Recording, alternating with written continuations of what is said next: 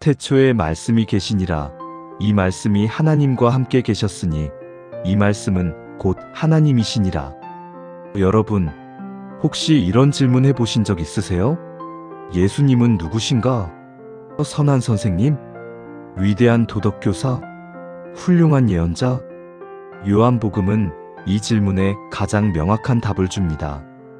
예수님은 태초부터 계신 말씀이시고 하나님이시고 생명이시고 빛이십니다.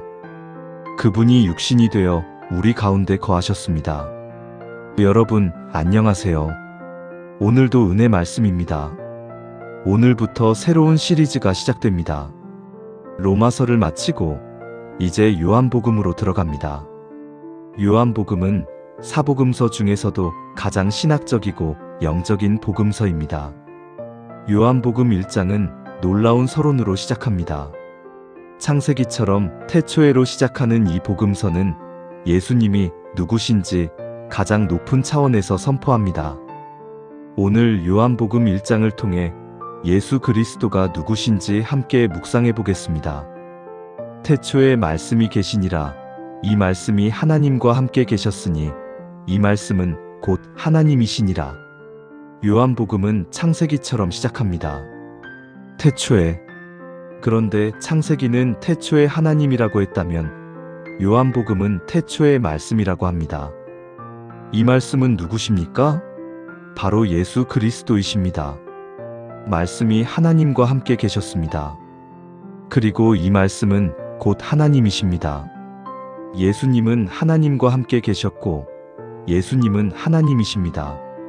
그가 태초에 하나님과 함께 계셨고 만물이 그로 말미암아 지은 바 되었으니 지은 것이 하나도 그가 없이는 된 것이 없느니라. 예수님은 창조주이십니다. 만물이 그로 말미암아 지은 바 되었습니다. 이 우주의 모든 것이 예수님을 통해 창조되었습니다.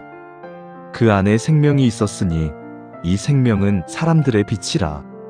예수님 안에 생명이 있습니다. 영원한 생명, 참된 생명이 예수님 안에 있습니다. 그리고 이 생명은 사람들의 빛입니다. 빛이 어둠에 빛이 돼 어둠이 깨닫지 못하더라.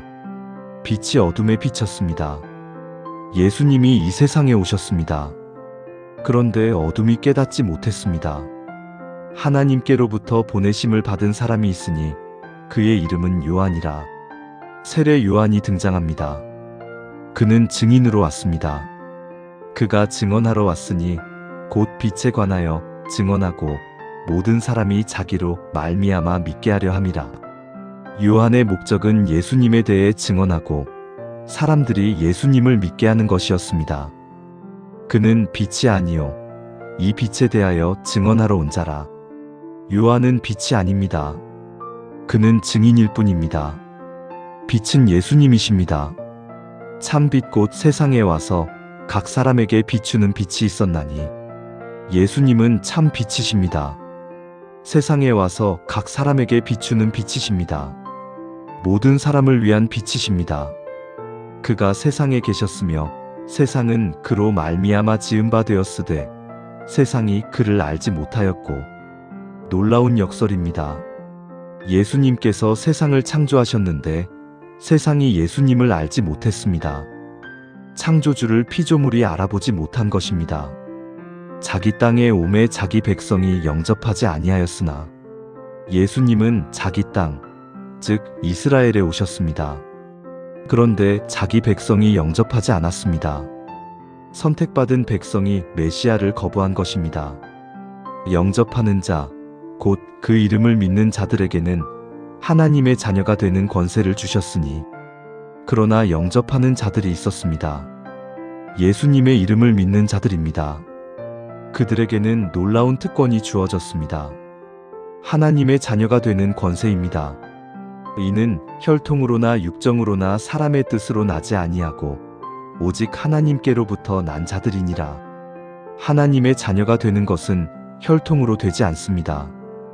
유대인이라고 자동으로 되는 것이 아닙니다. 육정으로나 사람의 뜻으로도 되지 않습니다. 오직 하나님께로부터 나야 합니다.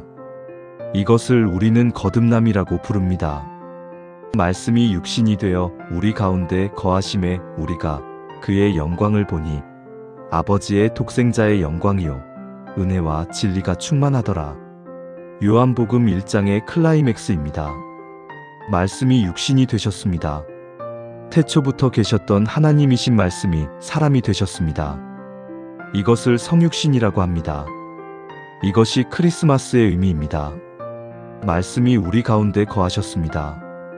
그리고 우리가 그의 영광을 봤습니다. 아버지의 독생자의 영광, 은혜와 진리가 충만한 영광을 봤습니다.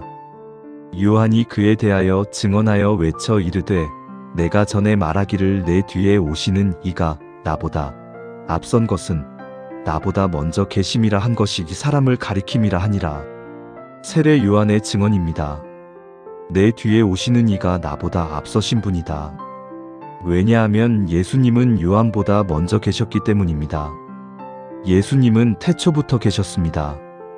우리가 다 그의 충만한 데서 받으니 은혜 위에 은혜로라. 우리는 예수님의 충만함에서 받습니다. 은혜 위에 은혜를 받습니다. 계속해서 끊임없이 은혜를 받습니다. 율법은 모세로 말미암아 주어진 것이요 은혜와 진리는 예수 그리스도로 말미암아 온 것이라. 대조입니다. 율법은 모세를 통해 왔습니다. 그러나 은혜와 진리는 예수 그리스도를 통해 왔습니다. 율법이 나쁜 것이 아닙니다. 그러나 율법은 은혜와 진리를 가져올 수 없었습니다. 오직 예수 그리스도만이 은혜와 진리를 가져오셨습니다. 본래 하나님을 본 사람이 없으되 아버지 품속에 있는 독생하신 하나님이 나타내셨느니라. 누구도 하나님을 본 적이 없습니다. 그런데 예수님께서 하나님을 나타내셨습니다. 예수님은 아버지 품속에 계신 독생하신 하나님이십니다. 예수님을 보면 하나님을 보는 것입니다. 예수님을 아는 것이 하나님을 아는 것입니다. 유대인들이 예루살렘에서 제사장들과 레위인들을 요한에게 보내어 네가 누구냐 물을 때에 요한의 증언이 이러하니라. 유대인들이 요한에게 물었습니다. 네가 누구냐? 요한이 밝히 말하고 숨기지 아니하니 밝히 말하되 나는 그리스도가 아니라 한지라. 요한은 분명하게 말했습니다. 나는 그리스도가 아니다. 또 묻되 그러면 누구냐? 그렇다면 네가 누구냐? 이르되 나는 선지자 이사야의 말과 같이 주의 길을 곧게 하라고 광야에서 외치는 자의 소리로라 하니라. 요한의 대답입니다. 나는 외치는 자의 소리다. 주의 길을 준비하는 자다. 내가 물로 세례를 베풀거니와 너희 가운데 너희가 알지 못하는 한 사람이 섰으니 곧 내 뒤에 오시는 그이라. 나는 그의 신발끈을 풀기도 감당하지 못하겠노라. 요한이 말합니다. 너희 가운데 한 사람이 서 있다. 내 뒤에 오시는 분은 너무나 위대하셔서 나는 그분의 신발끈을 풀 자격도 없다.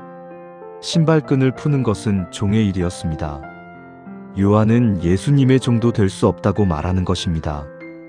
이튿날 요한이 예수께서 자기에게 나아오심을 보고 이르되 보라, 세상 죄를 지고 가는 하나님의 어린 양이로다. 드디어 예수님이 나타나셨습니다. 요한이 외칩니다. 보라, 세상 죄를 지고 가는 하나님의 어린 양이로다. 어린 양은 제사에 드려지는 양입니다. 예수님은 우리 죄를 위해 희생되실 하나님의 어린 양이십니다. 내가 그를 알지 못하였으나 내가 와서 물로 세례를 베푸는 것은 그를 이스라엘에 나타내려 함이라. 요한의 사역 목적은 예수님을 이스라엘에 나타내는 것이었습니다. 요한이 또 증언하여 이르되 내가 봄에 성령이 비둘기같이 하늘로부터 내려와서 그의 위에 머물렀더라. 요한이 본 것을 증언합니다. 성령이 비둘기같이 예수님 위에 내려와 머물렀습니다. 이것이 표적이었습니다. 그분이 바로 성령으로 세례를 베푸시는 메시아이십니다. 내가 보고 그가 하나님의 아들이심을 증언하노라. 요한의 최종 증언입니다. 그가 하나님의 아들이시다. 사랑하는 성도 여러분, 오늘 요한복음 1장을 통해 우리는 예수님이 누구신지 배웠습니다. 예수님은 태초부터 계신 말씀이십니다. 하나님이시고 만물을 창조하신 창조주이십니다. 예수님은 생명이시고 빛이십니다. 어둠 가운데 있는 우리를 비추시는 참 빛이십니다. 그리고 놀랍게도 이 말씀이 육신이 되어 우리 가운데 거하셨습니다. 하나님께서 사람이 되신 것입니다. 예수님을 영접하는 자, 그 이름을 믿는 자는 하나님의 자녀가 됩니다. 세례 요한은 예수님을 증언했습니다. 보라, 세상 죄를 지고 가는 하나님의 어린 양이로다. 여러분은 예수님을 영접하셨습니까? 그렇다면 여러분은 하나님의 자녀입니다. 영상이 좋으셨다면 좋아요와 구독 부탁드립니다. 다음 시간에는 요한복음 2장으로 찾아뵙겠습니다. 오늘도 은혜 가운데 승리하는 하루 되세요. 감사합니다.